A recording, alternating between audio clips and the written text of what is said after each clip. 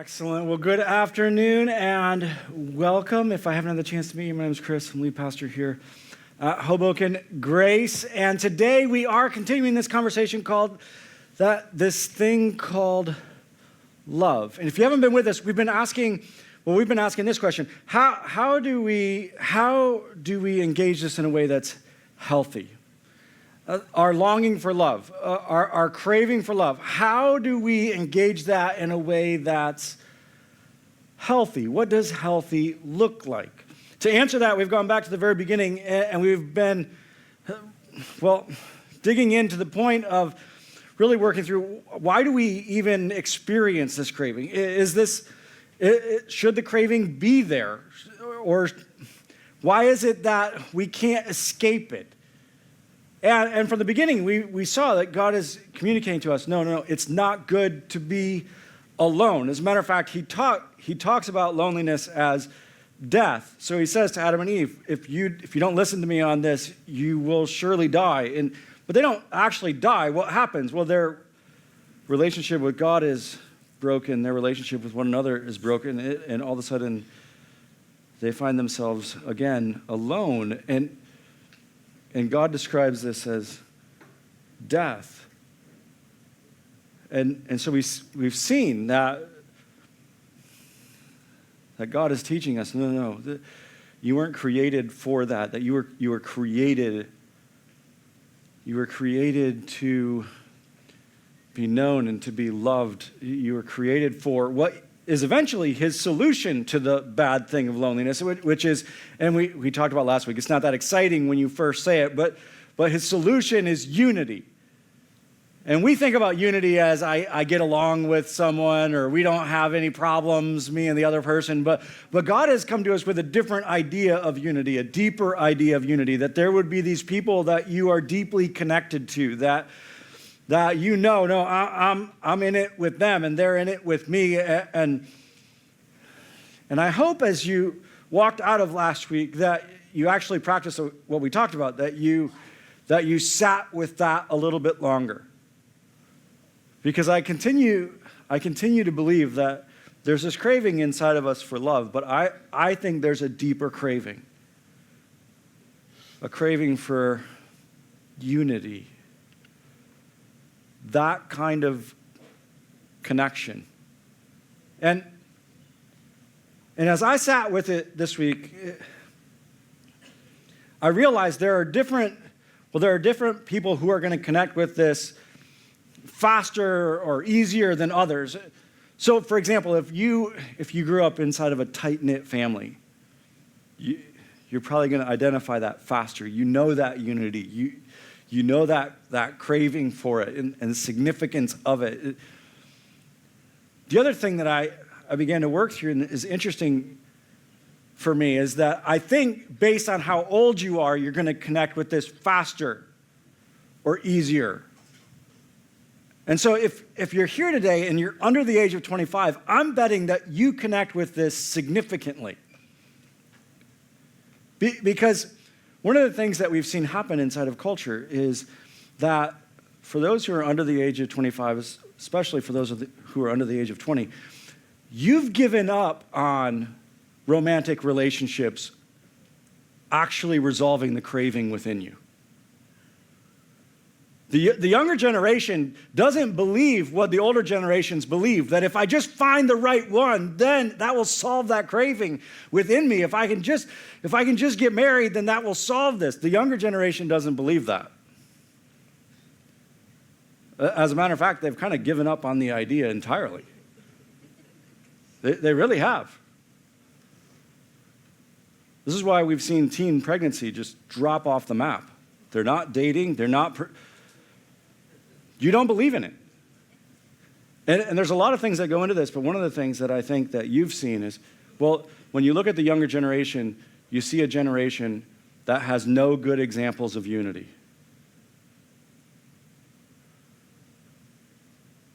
Because it's not just that their parents are divorced, their grandparents are divorced. And they have 2 generations before them that have not been able to stick together. And they've looked at that And if you're here and you're younger, you may not have experienced this directly, but those around you are experiencing it. They've looked at that and they've said it doesn't work. It doesn't create unity, and therefore it doesn't actually resolve the craving of my soul. It doesn't mean that you don't long for it. It doesn't mean that you're not trying to find it.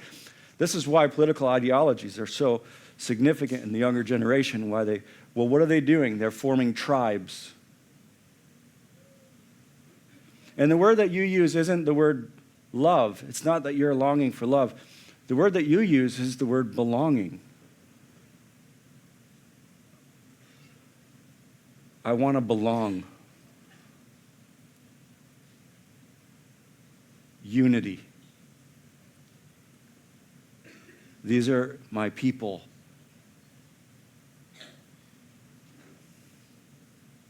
And you're defining yourself by the tribes that you join. It's the same craving. It's just showing up different in different generations. And God's been talking to us about it from the beginning. No, what you long for is unity. And we chase it in all sorts of different ways. But the solution to the bad thing is unity.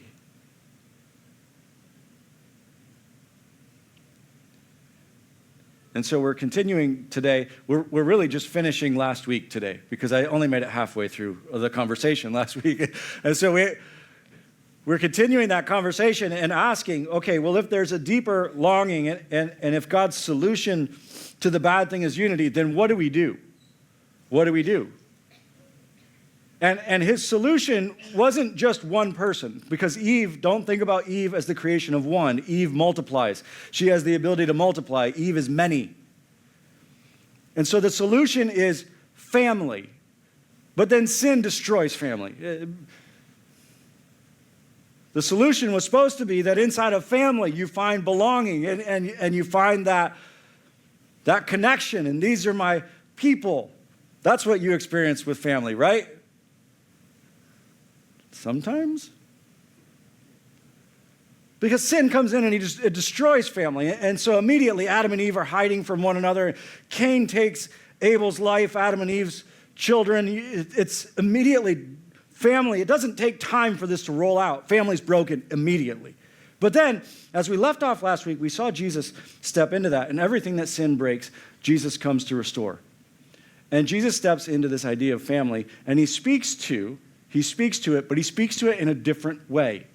So let me take you back there again. Matthew chapter 12, Jesus' mom and his brothers have come to speak with him, but the crowd is huge. They can't get to him. And when he's told that they're there, he responds in an interesting way. He says, he replied to him, "Who are my mother and who are my brothers?" Pointing to his disciples, he said, "Here are my mother and my brothers. For whoever does the will of the Father in heaven is my brother and sister and mother." And he calls them to this unique thing that he's about to do. Because when Jesus gives his life on the cross, he does something interesting with family. And he's come to restore everything that's broken. But he doesn't step in and say, here's what we're going to do. We're going to restore everything that's broken about your earthly family. No, that's not how he's going to restore it. He's going to restore it in a different way. He's going to create a new family. And he's going to adopt you into that family. When you place your faith in Jesus, not only are you forgiven, not only are you made new, but you're adopted. And you actually become a child of God. John chapter 1, "Yet to all who received him, to those who believed in his name, he gave the right to become children of God." Children born not of natural descent, nor of human decision, nor of a husband's will, but born of God. He says, no, I'm creating a new family, and now you can be adopted into this family. And this is an important point to note, because sometimes I'll hear people talk, and they'll talk about all of us, that we're all children of God. That's not actually what Scripture teaches. Scripture doesn't teach that we're all children of God. It teaches that we're all created by God, and you have the opportunity to become his child. And this is available to you. It doesn't matter who you are, where you've been, what you've done. You don't earn this. You're not good enough for it. It's because Jesus gave his life for you. And he says, to all who believed in his name, he gave the right to become adopted. Romans talks about this. The Spirit himself testifies with our spirit that we are God's children. Now you get to be adopted into this family. We're going to restore family, not by fixing everything that's broken about your human family. No, we're going to create a new family. I'm creating this new family for you to know family, even though your earthly family may be completely broken. And when you look at the New Testament church, you see this is exactly what you see happening. When the church launches, they don't just launch a church, they launch a family. They talk about it constantly as family. As a matter of fact, when Paul's writing to Timothy and teaching him how to be able to engage those around him, he says this. He says, do not rebuke an older man harshly, but exhort him as if he were your father. Treat younger men as brothers, older women as mothers, and younger women as sisters with absolute purity. He says, I want for you to engage each other as family. And even when you look at the way that the early church practiced things, you see that they're engaging this as a family. So it says every day they continue to meet together in the temple courts. They met in big, large groups like this, but then it also says they broke bread in their homes and ate together with glad and sincere hearts, praising God and enjoying the favor of all the people. And the Lord added to their number daily those who are being saved. And you see they're gathering in these larger groups, but they're also consistently meeting together, eating together, engaging life as family.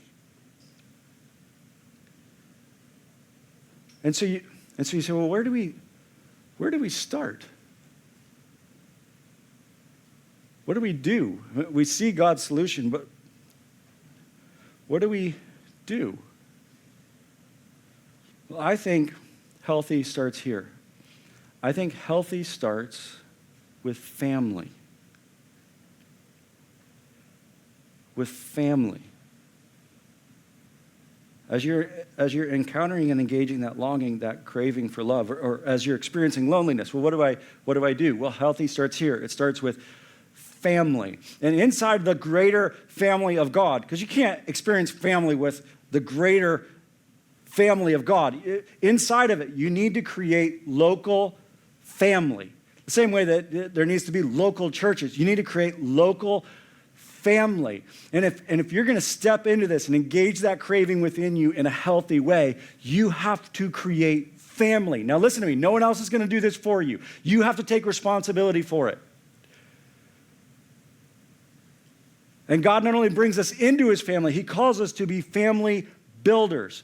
And you need to create family. You say, well, are you saying that does this go back to, I need to get married? No, you don't need to be married to create family. Paul was never married, but don't you think for a second that Paul lived outside of family. And for those of you who don't know, Paul traveled, when you come to the New Testament, he's traveling throughout the Roman Empire and he's planting churches all over the place. And if you read it wrong, you can think that he's doing it alone. He's never alone. He doesn't go anywhere alone. He constantly travels with family, not his physical family, but even listen to how he talks to Timothy. He doesn't talk about Timothy as even being his apprentice. He talks about him this way. He says, to Timothy, my true son in the faith. He traveled constantly with family, and he's constantly creating family. You need to create family. And you say, well, how do I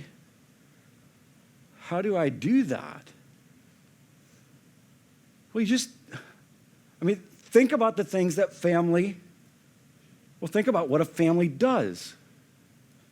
And begin to bring together a group of people that engage life like that together. This doesn't mean that you have to get married. Now, I will say this, and I talked about this last week, so I won't spend a lot of time on this, but some of you do need to get married. You've been together for a very long time. And I told you last week, I'll say it again, you need to put a shot clock on that thing. And if we're not engaged by, if we're not going to get married by, I'm moving on. I need to value creating family. For others of you, I hear this all the time. For others of you, you're married, and I'll hear people say, well, we're just waiting to have kids. We didn't want to do it right away when we got married. You've been married for 10 years. Oh, we're waiting to have kids. We just want to experience life beforehand. Look, can I just share something with you? You can come up to me after the service is over. Ask me about my life before my kids. I don't even remember it.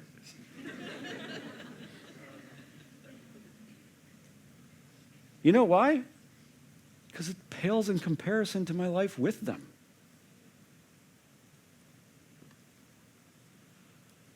And some of you, you're holding off on having kids for the wrong reasons. Because you're valuing the wrong reasons. You need to create family in a very real way. You need to create family. And I'm going to say this, and some of you, this is going to hurt you a little bit, but somebody has to say it. If you keep waiting, there may come a day when you won't be able to do it anymore. And I have those conversations with people all the time, and I'm tired of it. Because they waited too long for the wrong reasons.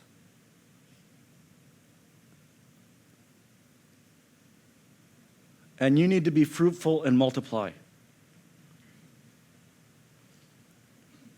And create family.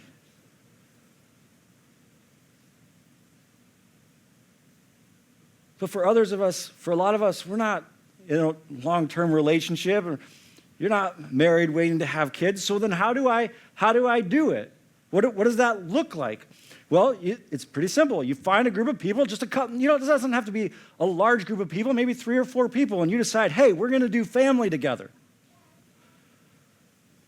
When I graduated college, coming right out of college, we didn't do it because we thought through this, but I had 3 other guys that we lived life this way.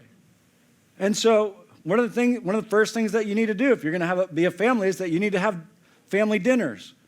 And so maybe you decide, hey, once a week we're going to eat together. We're going to have dinner at this time and make sure that you're there. Don't miss it. And my friends and I, we literally ate at the same restaurant every Monday night for 4 years straight. And you didn't miss. Unless you were traveling for work or something, you didn't miss. You were there. And we prioritized being there for one another. And you decide, no, we're going to spend this time together. The other thing, and I'm so convinced of this, do not live alone.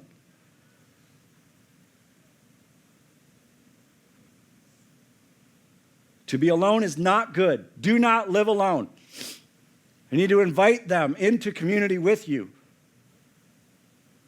And it's not just about getting a roommate. It's interesting to me because sometimes people will say, well, I want to get a roommate, but I don't want a roommate that I know. I'm like, what? They're like, I don't want to be involved in each other's life. I just want to cut down on the rent. I'm like, what? What kind of craziness is this? Well, I don't want the drama. No, that's not what I'm talking about. I'm talking about inviting people into community with you. Yeah, but people are annoying. Yeah, you're annoying too. And you need to learn how to be able to love, and you do that inside a community. Don't live alone. And be very careful about marrying someone who loves living alone. They're not. Well, there's something, it's interesting. We'll talk about this in just a second, but just to point it out here, there's something interesting about the bond of unity, which is love. The two, remember we talked about, they're almost inseparable. And love makes unity possible, but unity also teaches you how to love.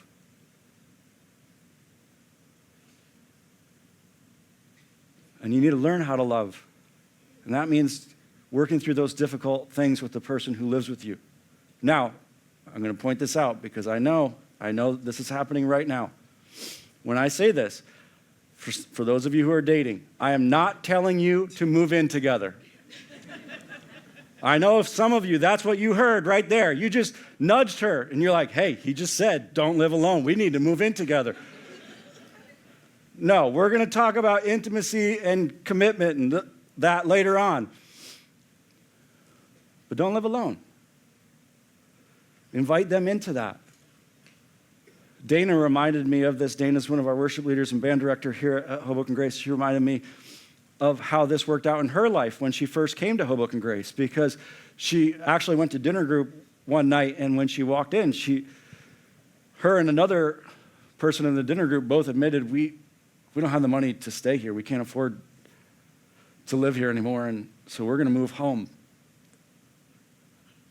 But there was an individual in that dinner group named Susie, and Susie said, no, one of the things that God has actually convicted me of is that it's not good to be alone, and so you can come live with me for free. And she brought both of them into her home.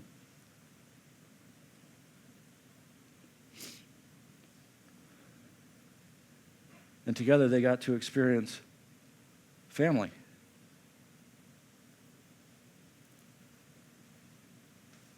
And you need to find those people that you say, hey, we're going to do this together. And push through it even when you annoy me. And push through it even when it's not going that well. And so you establish family dinner, or maybe you establish family game night. One of the other things my friends and I used to do is every Thursday. Same consistency. I love routine, by the way, if you don't know me. But every Thursday, we would come together and play this game called Go. How many people here know the game of Go? Oh, more than the other service, yes. And it's the oldest board game that we know of. And we would come together and play. But to establish things like that, go on vacations together. What do families do together? Well, they go on vacation together. Say, well, my friends can't afford to go on vacation. Then pay for them. My kids can't afford to go on vacation. I pay for them every time. Every time. They haven't contributed one time. But I'm willing to do it. Why? Family. Do you want a family? Yes, you do. Well, then build one.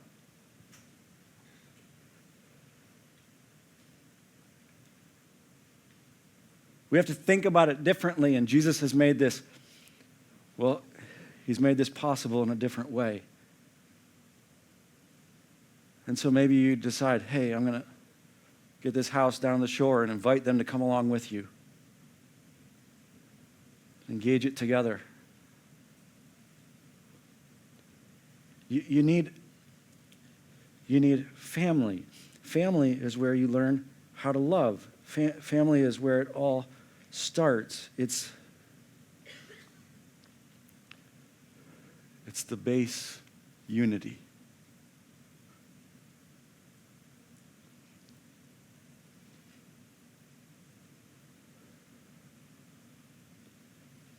You need, well, healthy starts with family. So if you're here and I hear this all the time, I just struggle with loneliness. I struggle with loneliness. I struggle with loneliness. I just feel so alone. Don't start with a dating app. Hinge, they told me that was the most popular one. I don't know. I asked an older person, and they told me the wrong answer, so I asked a younger person, and they said it was Hinge. Healthy doesn't start there. Healthy doesn't start at the bar. Healthy starts with family. And you can build it. You can build it. It won't necessarily be quick, but you can build it. Now, notice as we've been talking about this, I haven't told you, you need family, so join a dinner group. Now, you should be in a dinner group, but a dinner group is not going to be the solution to family. This goes back to the same conversation that we had about circles at the beginning of the year. So at the beginning of the year, we talked about circles and launching into this year. And we talked about the significance of having Paul's or mentors in your life, or Barnabas's companions, or having Timothy's, those individuals that you're building into in your life, and these circles of relationship that need to be part of your life. Well, what are those relationships? They're all family relationships. Paul is that father relationship. And then Barnabas is those siblings that you have. And Timothy is like children that you're investing in and building into. If you have an apprentice, don't call him your child. But still, this is the idea. And it's the same thing. And you're not going to be able to join a dinner group and just find all of those circles. And you're not going to join a dinner group and find perfect family. But what you are going to do when you join a dinner group is that you're going to find a couple of them, or maybe one of them. And then you're going to join an impact team. And on that impact team, you're going to find another one that you can invite into that. But you have to become intentional about it. Not just hoping that it will happen, but actually becoming intentional with, no. We're going to engage things together as family.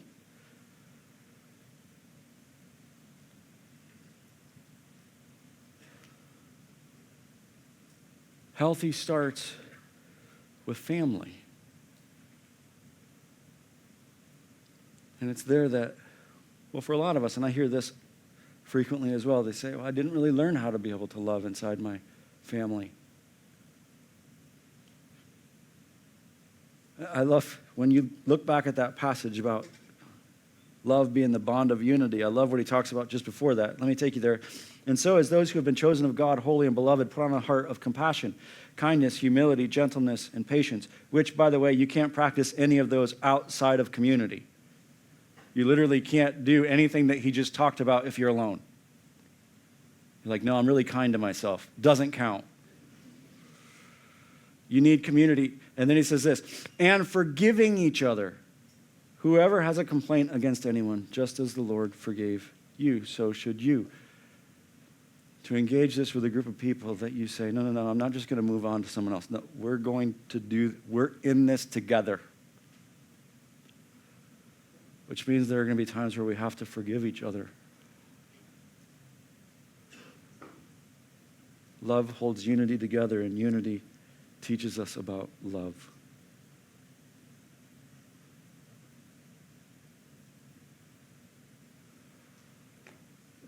Healthy starts with family. So what does that look like for you?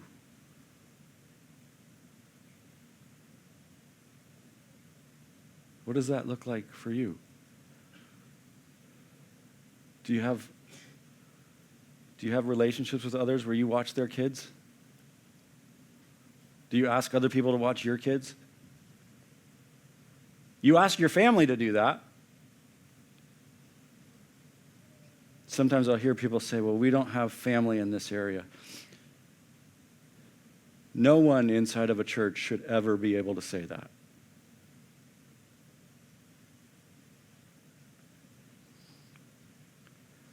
You do. Maybe we just haven't built it.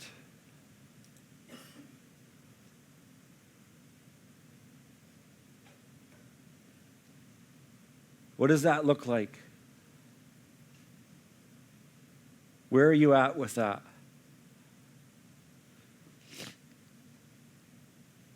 Maybe you're alone in a crowd. Maybe because you've thought, if you go back to week 2 in our hamburger restaurant illustration, maybe it's because you thought, well, I have to get married in order to solve this craving. And every week you've come and sat in the midst of a family.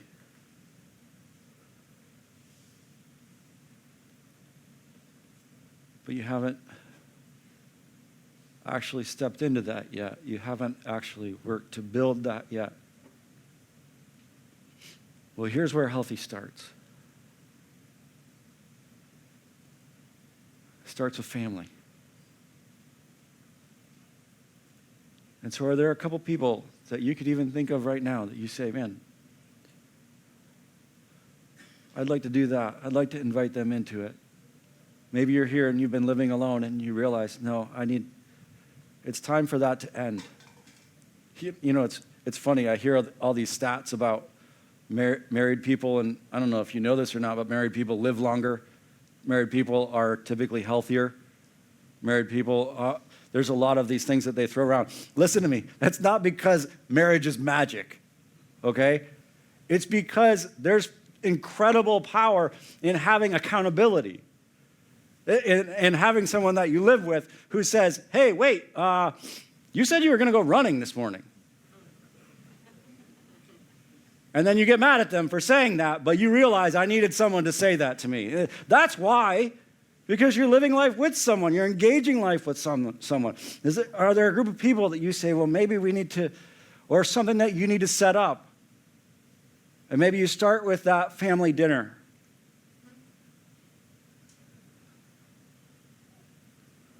Or that game night, whatever it may be. If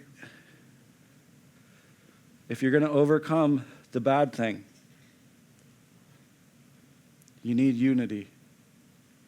Well, how do you build it? Family. You start with family. And you've been adopted. If you've placed your faith in Jesus, you've been adopted into one. Now, what will you do with it? What will you do with it? You don't have to live alone anymore. But do it His way. You don't have to live alone anymore. And this should be, the church should be, we should be a place where loneliness no longer exists. Why? Because he's showing us how to find unity. You know, it hit me recently. Jesus, if you go back to week 1, we saw this. Jesus' primary prayer for you is that you would know unity. Unity with Him and unity with those around you. And He said something in the prayer. He said that this will be our witness to the world. Now, I used to think, oh, He's saying the way that we get along will be our witness to the world. But He talks about unity differently.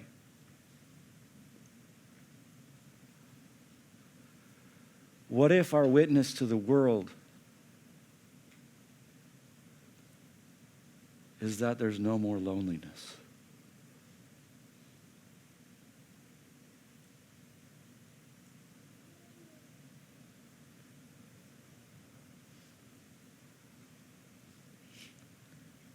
That there's no more loneliness. I don't know what those people believe. I don't know if I agree with it. But none of them are lonely. It's crazy. None of them are lonely. What if that was supposed to be our witness to the world? Will you pray with me? Father,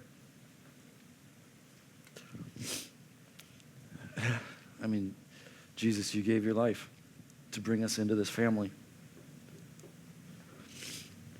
And yet, I think for many of us,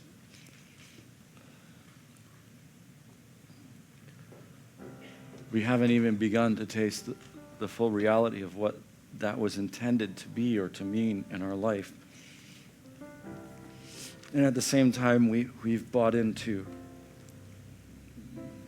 the Western individualistic life, and more than ever before, we find ourselves alone. We find ourselves in the bad thing.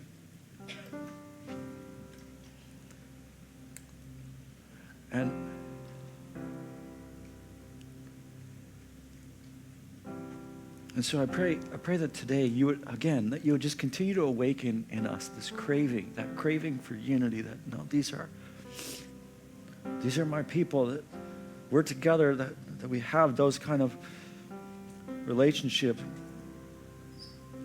with one another. And Father, I pray that as we come out of today, that we'll begin to actually do something about that.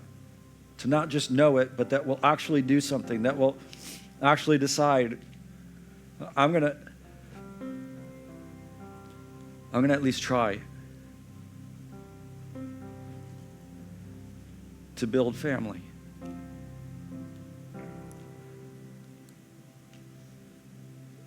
I know from your word that you've called us to be family builders. And I pray that you would help us to get better and better and better at that. And Father, I pray that you would drive loneliness from our midst. You would drive loneliness from our midst.